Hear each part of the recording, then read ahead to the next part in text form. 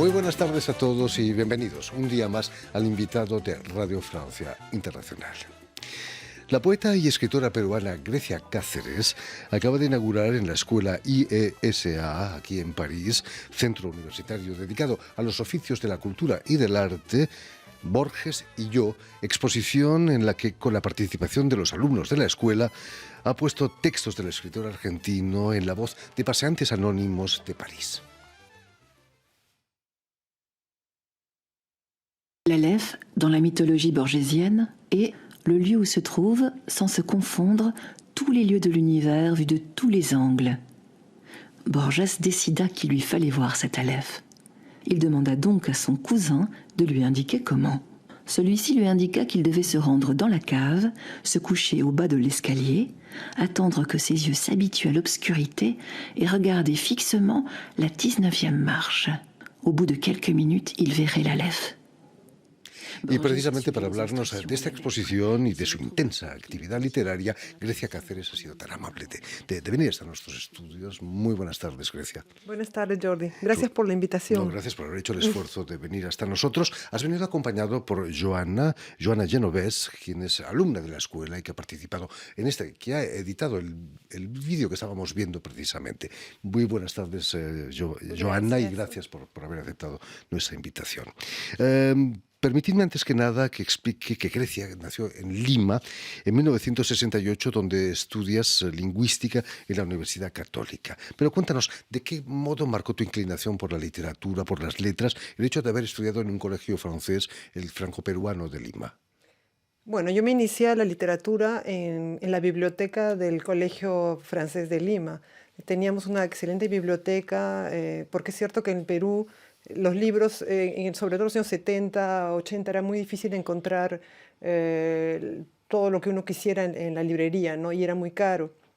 Yo tenía acceso a esta biblioteca del colegio y ahí empecé a leer los clásicos, a leer la poesía francesa.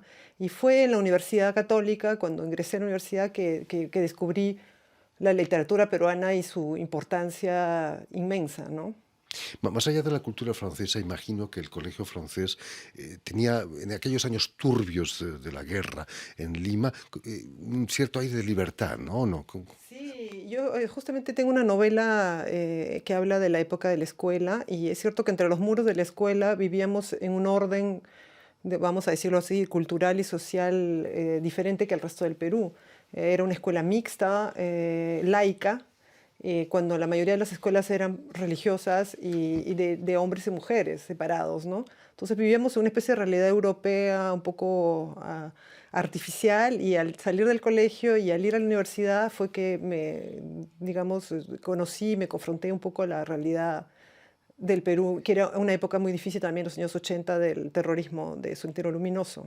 ¿Fueron esas razones las que llevaron a tus padres a inscribirte ahí en el colegio francés? Yo creo que sí, les interesaba mucho la cultura, y en Perú la cultura viene de Francia, ¿no? Más que de Estados Unidos. Y la cultura peruana viene a Francia también. Estoy pensando en efecto. César Vallejo, cuya tumba está en el está en París, de Montparnasse. Sí. Vas a estudiar lingüística en la Universidad Católica, como nos decías. Buscabas lo que hay detrás del espejo, perdóname el término borgiano, en la literatura. Rascar un poco qué había detrás de eso. Sí, la literatura de Borges, las obras de Borges son muy importantes para mí en mi formación, pero justamente es el sueño de Borges justamente de darle una universalidad a la literatura latinoamericana. Revisita todos los mitos universales, todas las culturas que sean de Medio Oriente, de China, de Europa. Y también la parte de la vida de los gauchos, la colonización, ¿no? Entonces él toca todos los temas que son los latinoamericanos, pero dándole ese viso universal. Hablando de universalismo, vas a venir a París a continuar tus estudios. Era inevitable, ¿no? Habiendo estudiado en un colegio francés. Era mi destino porque desde el colegio yo soñaba con París. Entonces, cuando terminé mis estudios literarios en la Universidad Católica, para mí era normal, era casi una consecuencia normal hacer un doctorado acá en París. Cuéntanos, llegas a París, me imagino que te habías imaginado mucho París. ¿Hay decepción o al revés se confirman tus expectativas llegando a París? Bueno, hay decepción porque ya no es el París bohemio que uno imaginaba con los escritores del boom de los años 60 y los Con escritores que están en los Cortázar paseándose. cafés y Cortázar. Bueno, Cortázar estaba vivo todavía, pero creo que estaba vivo todavía, pero no había esta vida intelectual y de creación como yo me la imaginaba, ¿no? La vida de grupo, de leer los textos, de hablar entre nosotros sobre literatura, fue más bien en Lima, ¿no? Y poco a poco, bueno, con los años ya fui conociendo más escritores y recuperando ese aspecto de la vida literaria. Has publicado novela, pero también poesía. Tu primer libro de poesía lo publicas durante la agitada década de los 90. Eres miembro de la generación llamada de los 90 y en Perú. El libro se llamaba De las causas y los principios, venenos, embelesos. Todo por la causa poética, ¿no? Veneno, embeleso. Veneno y embeleso. Bueno, uno, como decía Borges, uno es muy barroco cuando es joven, ¿ah? No sé si hubiera escogido ese título, pero ahí estaba resumido un poco lo que era ese viaje poético para mí, ¿no? Venenos y embelezos, y sobre todo en una época tan violenta, en la cual la literatura era realmente un lugar de salvación, un lugar donde refugiarse también, pero la realidad peruana irrumpía en el poemario, sobre todo en la tercera parte de ese poemario, ¿no? ¿Sufriste de adolescente o niña esa violencia ahí en Lima? Vivíamos encerrados, ¿no? No teníamos el toque de queda como ahora en Francia, pero bueno, era con tanques, con militares en todas las esquinas, había mucho miedo, había mucha matanza de campesinos y bueno, tuvimos la impresión de que el Estado iba a colapsar y que íbamos a pasar a una etapa completamente fuera de todo orden político conocido, ¿no? Y al final todo se derrumbó en un mes, cuando Abimael Guzmán fue encarcelado. Detenido. Y toda la cúpula de Sendero era muy piramidal y todo se fue abajo, ¿no? Los tiempos han cambiado afortunadamente, pero seguimos confinados aquí en Sí, pero Francia y en seguimos muchos confinados países. por otras razones ahora. Quizás el confinamiento, muchos de los artistas que han pasado por este programa me hablan de fertilidad. ¿Ha sido fértil para ti este confinamiento? Sí, ha sido fértil para mí. Bueno, personalmente he acabado la escritura de una novela bastante rápidamente, gracias al confinamiento que me ha dado más tiempo. Y con los estudiantes de IESA hemos trabajado mucho, muy intensamente por video, pero creo que la exposición no hubiera sido la misma si no hubiera habido el confinamiento. Ha habido una especie de ambiente un poco así como de secta entre nosotros, ¿no? Digamos que eres directora del Departamento de América Latina de esta escuela, el IESA. Cuéntanos, ¿qué es exactamente el IESA? El IESA es una escuela privada que tiene unos 25 años ya de vida y que es muy particular porque se ocupa de las profesiones del arte y la cultura, es decir, todas las personas que están alrededor de los artistas y los ayudan a llevar a cabo sus proyectos, ¿no? Y es una escuela que hace 5 años abrió el Departamento América Latina, juntamente con el Departamento África, y dándose cuenta de la importancia del arte y la cultura de América Latina y de África en Francia, y cosa que no es tan común en las universidades. Entonces yo tomé la cabeza del Departamento América Latina y desarrollé, justamente propuse cursos, encuentros, seminarios sobre artistas latinoamericanos. Y justamente creo que mi rol es justamente poner en relación América Latina con Francia y París y dar a conocer la cultura y el arte de ambos, ¿no? Hace 50 años sería inimaginable, ¿no? Una escuela como esa. El mercado del arte ha crecido tanto que necesita profesionales formados. Claro, como Joana, digamos, necesitan personas formadas, jóvenes, que sepan todo lo que hay que saber, digamos, más todo lo que es la historia, la cultura de un país para poder comprender a los artistas que vienen de América Latina, ¿no? Por Es supuesto. sumamente interesante. Cuéntanos, Grecia, ¿cuáles han sido las razones de escoger Jorge Luis Borges para esta exposición? Bueno, Una exposición un poco particular, ¿no? muy singular. Sí, porque es la primera vez que doy realmente un curso. Yo soy la directora, entonces organizo y tengo comisarias de exposición, historiadoras del arte que dan los cursos, como Carolina Ariza, que ha trabajado conmigo para esta exposición.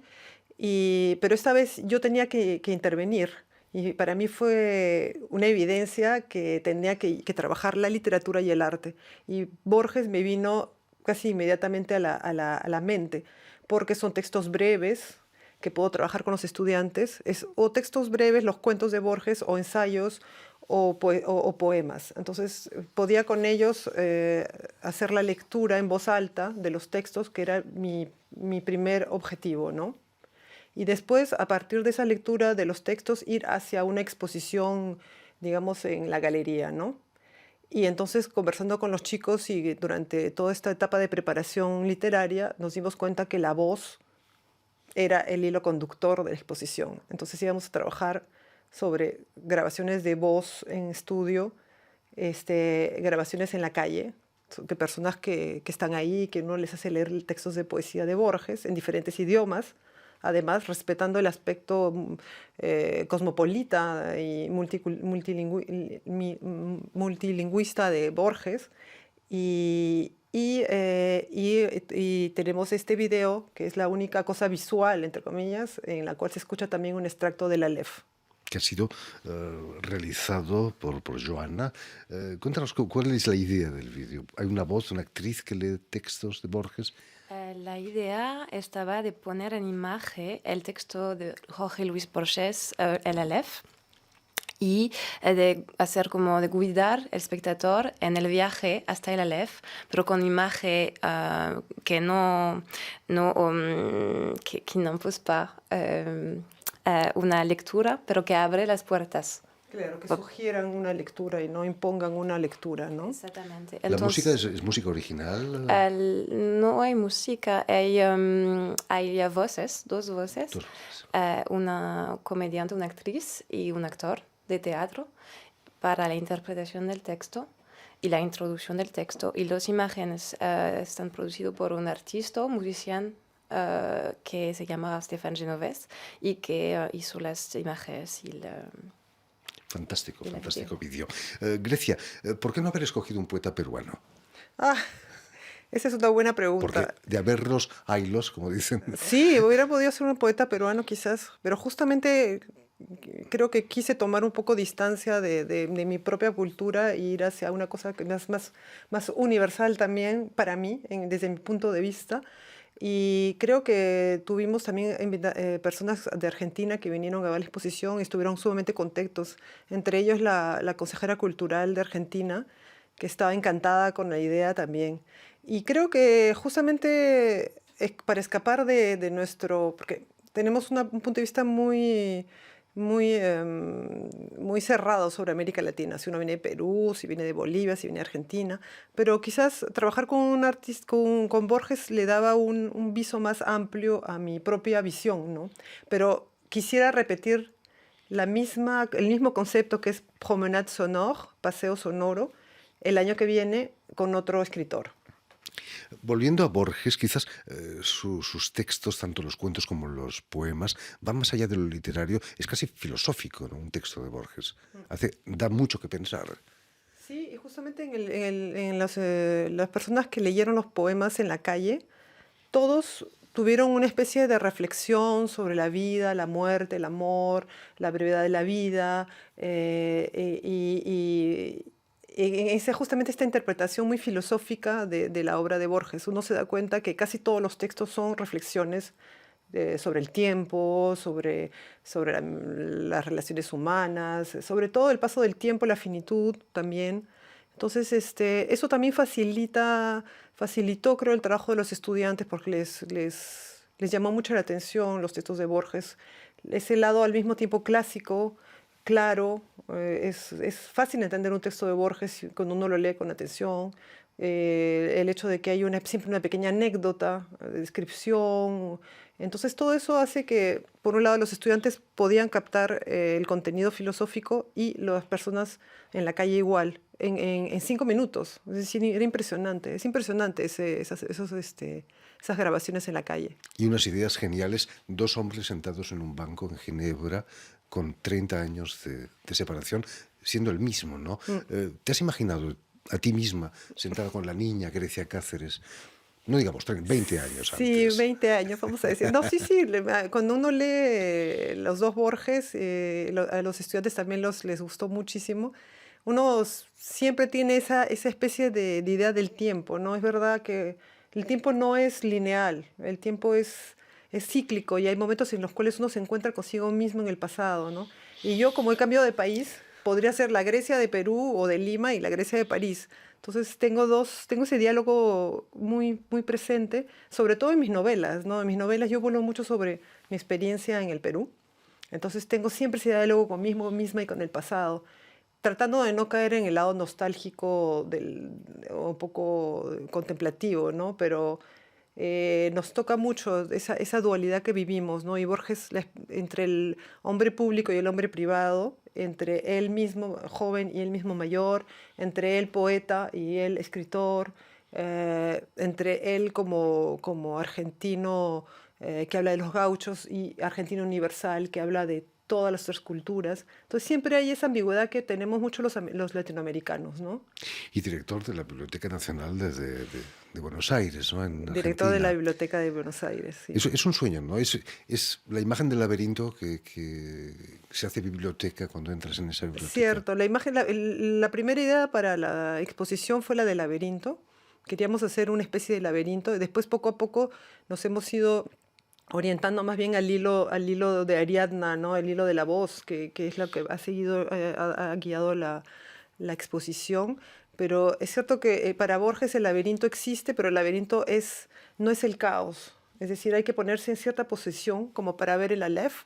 En cierta posición uno ve el plano, el plano universal, porque hay un plano universal del mundo que no podemos ver porque somos muy pequeños. Pero el laberinto no es el caos, es algo que no hemos todavía logrado descifrar. Y eso es lo bonito del mensaje también de Borges.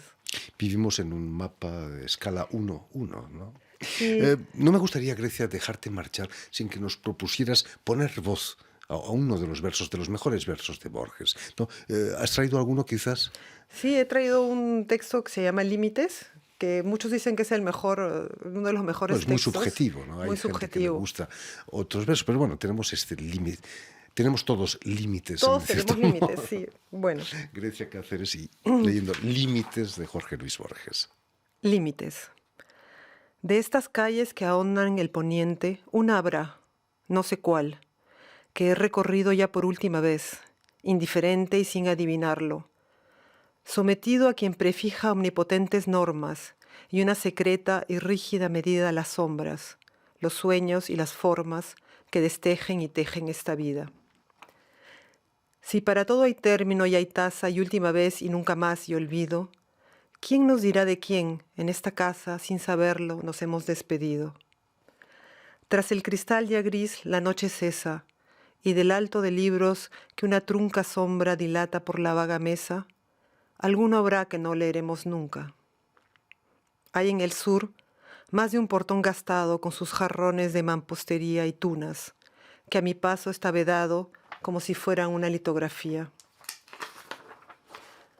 Para siempre cerraste alguna puerta, y hay un espejo que te aguarda en vano.